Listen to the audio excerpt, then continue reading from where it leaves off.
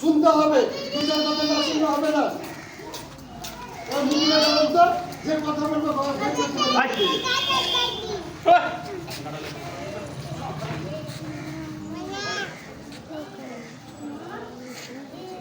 আমাদের ভারতবর্ষের ৭৯তম যে স্বাধীনতা দিবস, সেই স্বাধীনতা দিবস উদযাপনের উদ্দেশ্যে আজকে আমরা এখানে সবাই সমবেত হয়েছি।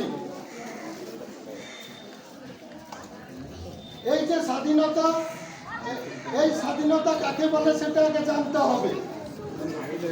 তোমরা যেহেতু ছোট আছো, যদি আমরা আলোচনা করি ভারতের স্বাধীনতা আন্দোলনের ইতিহাস, তাহলে হয়তো তোমরা অত বুঝতে পারবে না।